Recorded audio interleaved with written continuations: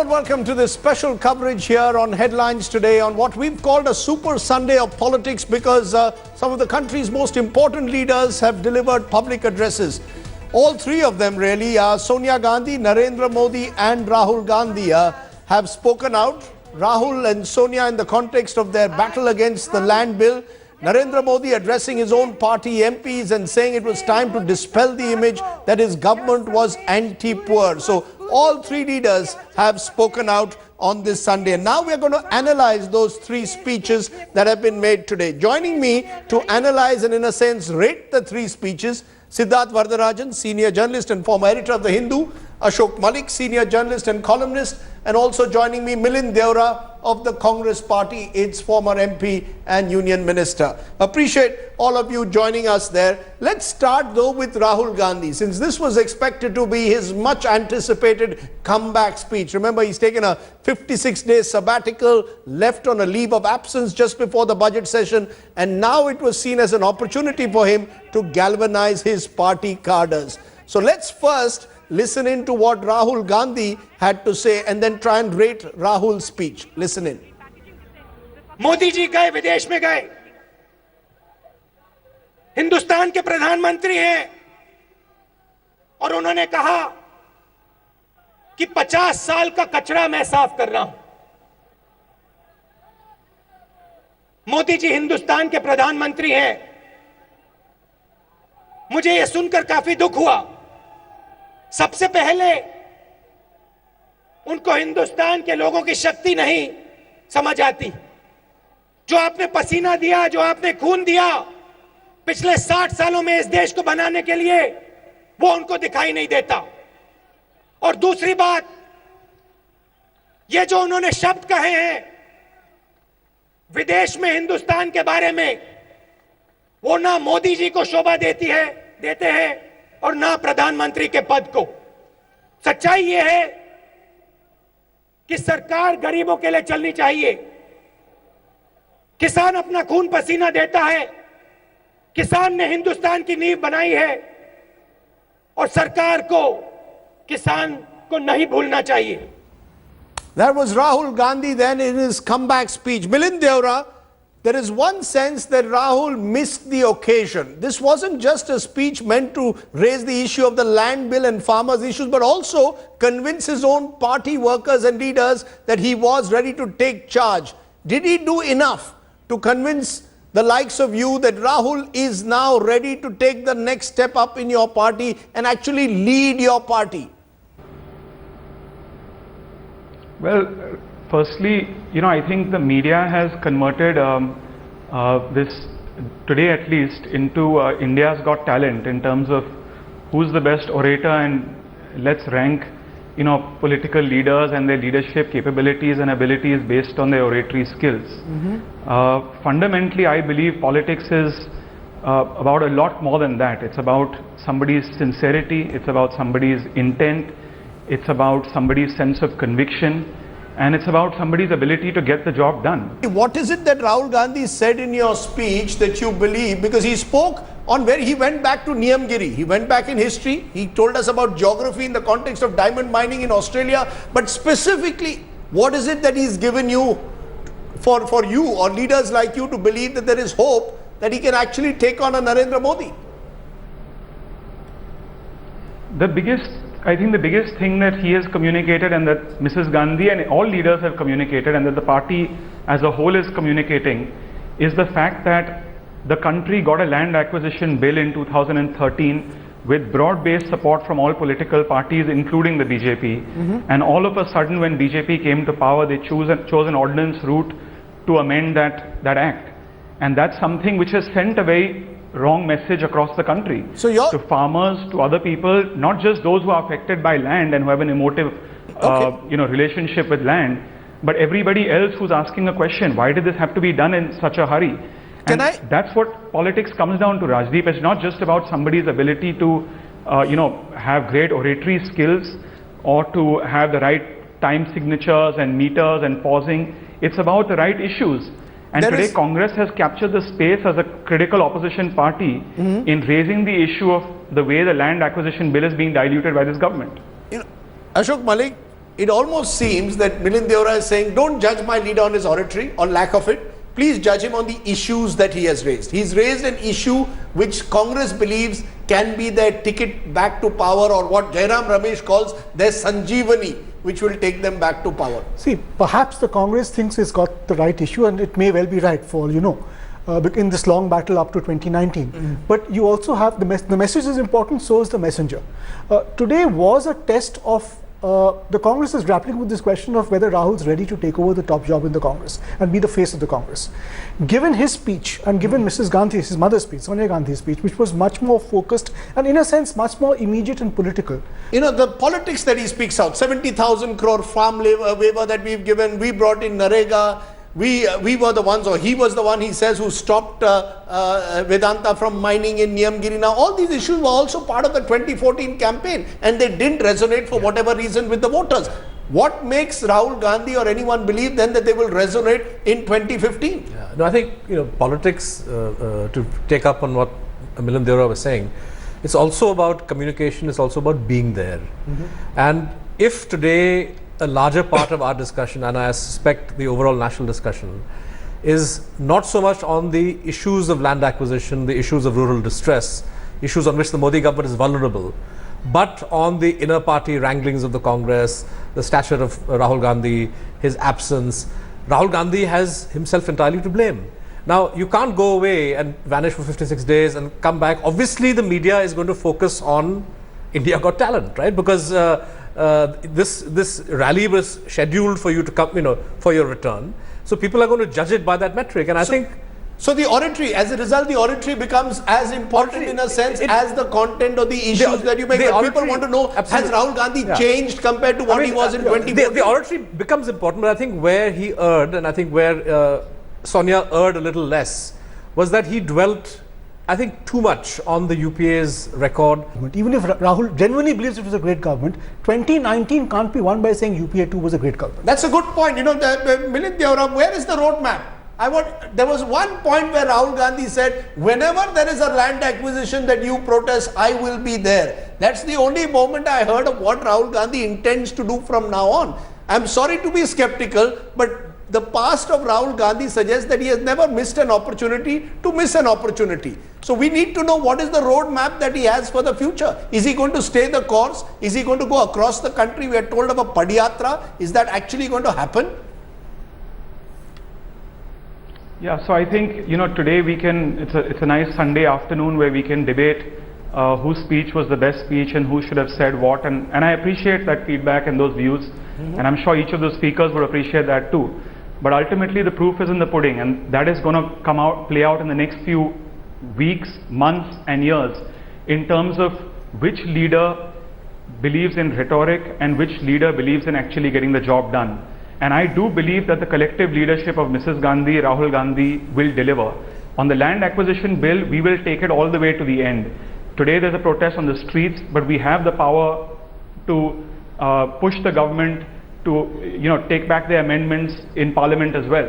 And I think that's where the proof of the pudding lies, which is not just in analyzing a speech, but really in ensuring that what we're committed towards, where we have a strong sense of conviction, where our intent and our sincerity is clean and pure, that we actually explain that to the people by way of actions, that look, we are really here with you and we will be with you right till the end. I sense that, and I'm going to now play what Mr. Modi said, because I sense the way the Congress now wants to position it is Mr. Modi's rhetoric versus the Congress's good intentions. That's the way it appears that the Congress, or at least from what Milind Deora is trying to suggest, that they almost admit that Rahul Gandhi cannot match Narendra Modi's oratory. So it's now going to be about the content of Rahul Gandhi versus no, I would You almost seem to suggest that. The Congress party You're saying this is not an India's Got Talent contest. The Congress party cannot match the Prime Minister and the BJP's spin and marketing abilities. The spin and marketing abilities of the Prime Minister is the way you're putting it. But let's listen in for a moment. Since you're calling it spin and marketing, let's listen in to Narendra Modi. Because the Prime Minister today was addressing his party MPs to try and convey the impression that this impression which has gone out, that his government is pro-rich, anti-poor, must be dispelled with. So let's listen in to Narendra Modi and then try and compare the two, both in style and content. Mr. Modi wants to dispel this image that his government is anti-poor. Is that going to be the nature of the debate now? Rahul Gandhi claiming, I stand for the farmer, I stand for the kisan, I stand for the khet mazdoor, versus Narendra Modi saying, I stand for every Indian. Is that going to be the nature of the debate, including the poor of the country? You see, this is a debate that will ultimately not be settled by rhetoric or fine speeches, right? Mr. Modi is now 11 months into his government. So, declarations of intent, spin, packaging what you've done so far can take you only so far, right? So, if you made promises during the election, about minimum support price. Today, BJP chief ministers in Chhattisgarh, Madhya Pradesh are saying procurement prices need to be raised. There's rural distress. The centre needs to step in. You made tall promises about sanitation, various other things, but these are not matched by fiscal allocations, even if you factor in the Finance Commission's recommendations for more money to the states. So there is a problem, and I think Mr. Modi recognizes this. There is a perception issue. His interview to Hindustan Times and today his remarks, he is trying to package himself as somebody who is pro-poor. Is this a perception problem, Ashok Malik, when we see this debate, or is it basically worldviews? Mr. Modi believes that the Land Acquisition Act, which was drafted by the Congress, is actually anti-farmer because it will prevent the farmer from ever becoming truly productive. It will lead to the deindustrialization of India, versus Rahul Gandhi, who seems to believe that this Land Acquisition Act is designed for industrialists to take over farmers' land and leave the farmer impoverished. The UPS Land Acquisition Act was not perfect, was never perfect. Even days after it was passed, within days after it was passed, Jyotiraditya Scindia, who was Power Minister in Manmohan Singh's government, issued an appeal to his own government saying that let's exempt ultra mega power projects from this Land Acquisition Act.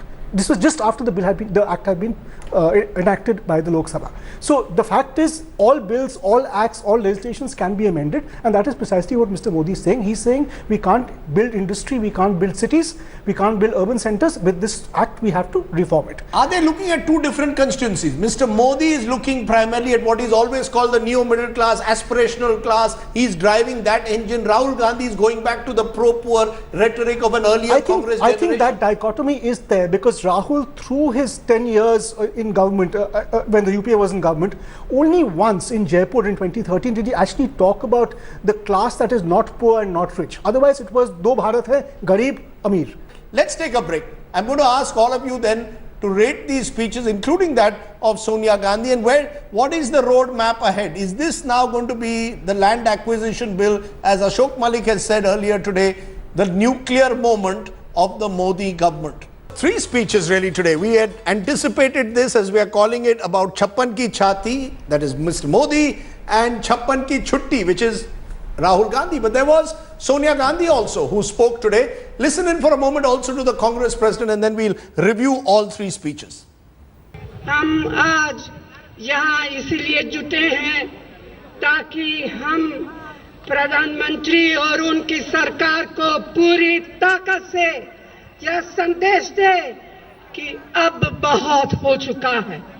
किसानों, खेत मजदूरों और गरीबों के हितों की इतनी बेदर्दी के साथ हम नजरअंदाज नहीं होने देंगे।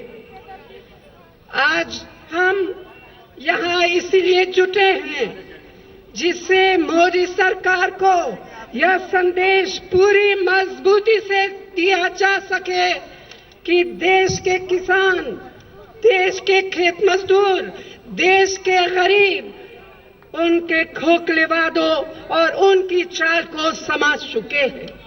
बेमौसम बारिश और ओलावृष्टि से किसानों को बेहद नुकसान हुआ। किसान कर्ज से दबे हुए दिन ब दिन आत्महत्याएं बढ़ती जा रही है और सरकार, मोदी सरकार की तरफ से जो राहत की घोषणाएं की जा रही है वह ना के बराबर है।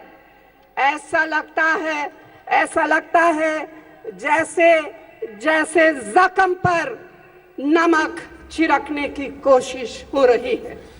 You know, Milind Deora, there was supposed to be a battle within a battle today as to who will now take the reins of the Congress and take forward your campaign against Mr. Modi. Is it Rahul Gandhi or Sonia Gandhi? Is that battle settled today, that Sonia Gandhi will continue to lead the offensive with Rahul's support, or in the next month, as you have suggested in a recent tweet, Rahul Gandhi will take over? See, Rajdeep, I think that in any organization, in a political organization, in a business organization, change is inevitable, and at some point there will be a generational transition and transformation. And for the Congress party too, that time has come. Now, whether Rahul Gandhi takes over today, whether he takes over tomorrow, that's something which the party will decide internally. That's based on our schedule, not on somebody's expected schedule. What's your view? I firmly believe that for the last decade that I have been active in politics, when we were in government in UPA 1 and 2, the Congress party has a unique ability, unlike the BJP and many other political parties, to work across generations. So regardless of whether Rahul Gandhi takes over today or whether he takes over tomorrow, there will be collective leadership where Mrs. Gandhi's wisdom, Mrs. Gandhi's experience will continue to contribute to the party, and we will work unitedly, collectively under both of them. You know, you call it unique. Many would say this is a unique way of a family transition. What you call a generational is basically mother handing the baton onto the son. But the sense one got is that this was also an opportunity, in a sense, for Rahul to grow out of the shadow of Sonia. That's not happening. It's clear that the Congress needs Sonia Gandhi more than they need Rahul Gandhi. Would that be a fair assumption? And today's rally, the fact that she gave the last speech suggests that the Congress is still uncertain whether Rahul can be the one to take on Narendra Modi. Well, I'll defer to to Mr. Milind Deora's insider knowledge about what may happen in the Congress, but to an outsider, to a layperson like me and to all of us. Mrs. Sonia Gandhi's speech today was not the speech of a politician who's looking to go into retirement. It was a speech that she invested a lot of time and energy in, clearly. And I think it connected with people in a way that Rahul Gandhi's speech didn't. Can I therefore leave a final thought to you, Ashok Malik? Is the battleground now going to be Sonia versus Modi? A Sonia-led opposition versus Narendra Modi as the parliament session comes, with the land acquisition bill being, as you've called it, the nuclear moment where Mr. Modi is determined to go ahead with it, even if it requires a joint session? You know, both Sonia and Rahul have their limitations as orators compared to Modi. Having said that, Sonia gave a political speech and gave a contemporary speech. She even spoke about unseasonal rain. Rahul spoke about drought some years ago, which was not the immediate concern of his North Indian farmer audience. There are three tests. There may well be a generational change, as Milind Deora suggests, but there are three tests. Who will negotiate with and coordinate with opposition leaders, other opposition leaders in parliament? Number two, what will happen in Punjab? Is it Bajwa? Is it Amrinder Singh? Who decides? Number three, who talks to Lalu and Nitish in Bihar? Is it Rahul or is it Sonia? And you believe, from the Modi perspective, Mr. Modi, irrespective of this perception issue, is going to go ahead with the land acquisition bill because he's committed to it? He has to. He's gone too far ahead. He can't back out now without... Okay. So what we've seen on this Super Sunday, in a sense, is only a teaser for what we are probably going to see over the next 6 to 8 weeks as this crucial parliament session comes up, where Mr. Modi is determined to go ahead with the land acquisition bill, and the Congress believes it is its Sanjeevani moment, its moment where it can revive itself. We shall see whether the Congress and the BJP are able to lock horns with each other on this issue over the next few weeks. Milind Deora, Siddharth Vardarajan, Ashok Malik, appreciate your joining us as we've analyzed these speeches, all these speeches on a Sunday. And if you've been watching, thanks for watching. Goodbye.